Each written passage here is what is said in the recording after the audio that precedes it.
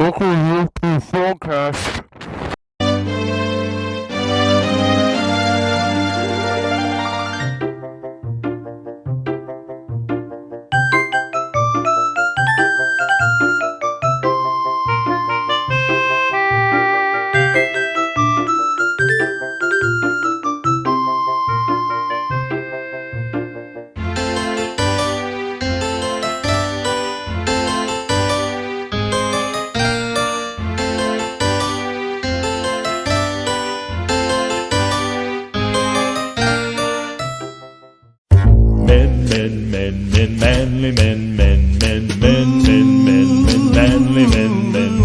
Manly men, manly men. Woo-hoo-hoo. Manly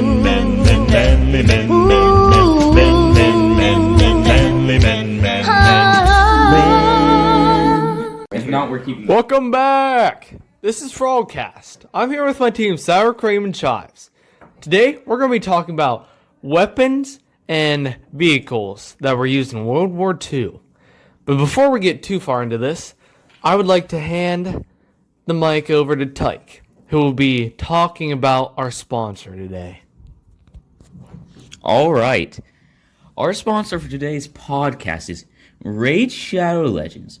And snack shoes.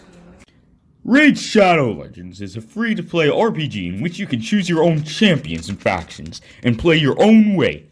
Downloading using our link will earn you 10,000 silver, 50 gems, and 3 ancient shards. Now, so your own champion.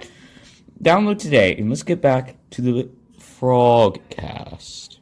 Right, thanks Tyke for all of that. During World War I, the machine gun was introduced. The machine gun was astounding for the time.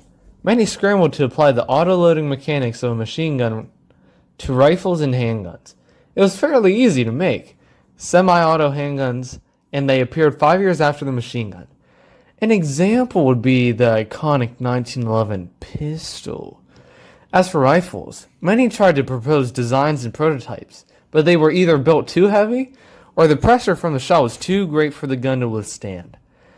However, one very big-brained man named John Cantus Garand came up with a very promising design and was quickly employed by the main U.S. arms factory, the Springfield Armory in Massachusetts, to improve and further develop his design, the M1 Garand everyone knows today. Now handing the mic over to Marcus to further discuss the M1 Garand.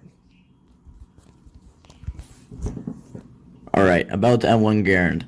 Mass production of the M1 Garand skyrocketed with Winchester Repeating Arms Company.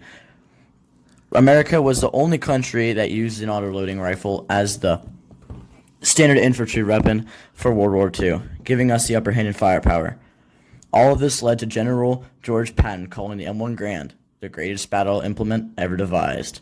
The production of this legendary rifle was paused and was put into storage until the Korean War and was landed in the United Nations during the Cold War. It served as the United Nations main infantry rifle during the Korean War. Thank you, Marcus, for that wonderful information. After the Korean War, the U.S. eventually came out with an improved design of the M1 Garand called the M14 rifle. It was a rifle with a higher ammo capacity and a selective fire function. Now it could either be fired fully automatically like a machine gun or semi-automatically like the original Garand. So the M1 Garand eventually became obsolete, but was recognized and remembered as one of the greatest rifles ever made. Actually, in 2008, in the NRA's American Rifle magazine, it was ranked the number one infantry rifle of all time. Which is why everyone uses it on Call of Duty World at War, because it's freaking poggers. Thank you, Tyke, for talking about the M1 Garand. Now, imagine this. You're a soldier with your M1 Garand in hand, and it has a bayonet attached to it. You're running out on the battlefield, you're about to impale the enemy, when suddenly... yeah, landmines. That's not very epic, but you know what is epic? Learning about landmines. A landmine's goal is to be an explosive device that is concealed in the ground, but is supposed to destroy or disable enemy combatants or vehicles and tanks. How landmines work is whenever a person or vehicle triggers the pressure plate, this activates the spring to then finally activate a fuse, making the shrapnel shoot all over the place. Landmines can also be made of plastics, metals, and other material, and most have added pieces of metal for extra injury.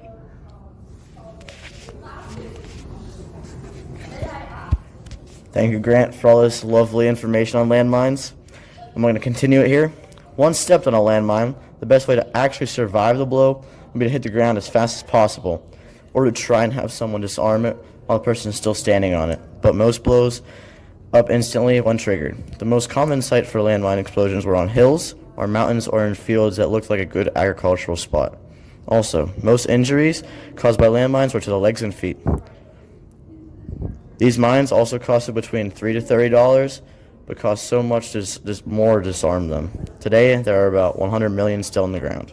Thanks, pollinators. For that awesome information on landmines. Okay, so for those of you who have played Call of Duty World at War campaign, you would remember the Black Hats mission. The Black Hats are pilots of PBY aircrafts taking on nightmare missions called Nightmare or Black Hat missions. Wait, I just said that. Either way, they fly low on the South Pacific Ocean. The PBY aircrafts were giant, heavy, and slow planes that were equipped for decimating enemy naval forces with 2,000-pound torpedoes and machine guns. The first Black Hat squadron operated the PBY-5As, a version of PBY that can land on water. Sounds pretty pog and wet. The VP-12 squadron, formerly the VP-24, was stationed at NAS Ford Island, Pearl Harbor, and were on a training exercise when the Japanese attacked Pearl Harbor. Most of the fleet made it out undamaged, but hangars of the VP-21 and VP-22 were ruined. Driven by patriotism. Yes. VP-12 was assigned to NAS Canoe, I think that's how you pronounce that word. K-N-E-O-H-E. Yeah! And patrol Hawaiian waters while sending detachments to Midway Island. Their attacks and rescue missions on the South Pacific led to their legacy. All right, thanks, Tyke. Yeah, that was pretty not interesting about the Black Hats. Oh. I wish I would have knew that information, but you told me anyway, so thanks. Thanks a lot, bro. Marcus? Sheesh, that's pretty good information. Yeah. I disagree.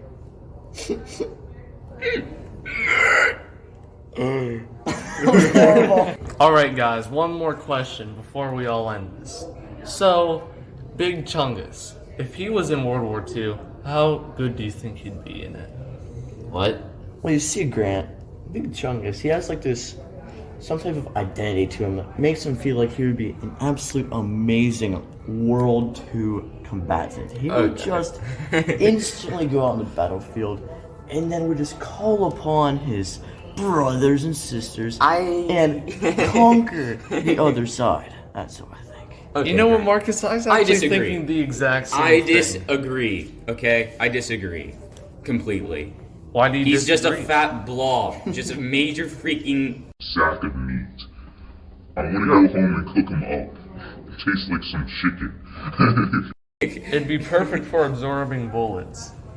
Of course, he's got the outer layer. He would be like an amazing shield too. There's so many good things to be having him. Alright, anyway. He's thick. Anyway. That's the end of the podcast. All this information about World War II makes me want to go home and play Call of Duty World at War. All this information makes me want to end this even faster. So, yeah, anything you guys would like to say before we... Grant is stupid. Not really. I think we're ready to sign off here. Alright, this has been Sour Cream and Chives, and we'll... That's all for the Frogcast. That's all for Frogcast. Way to repeat. Bye.